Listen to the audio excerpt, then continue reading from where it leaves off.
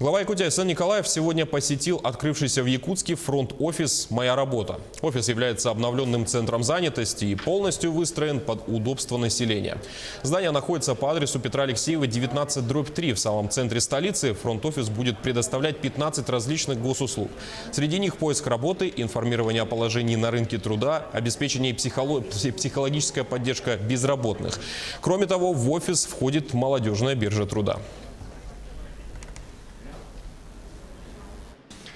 Благодаря новым подходам к организации службы занятости нам удалось кратно увеличить сейчас число трудоустраиваемых людей, в том числе в промышленные наши предприятия.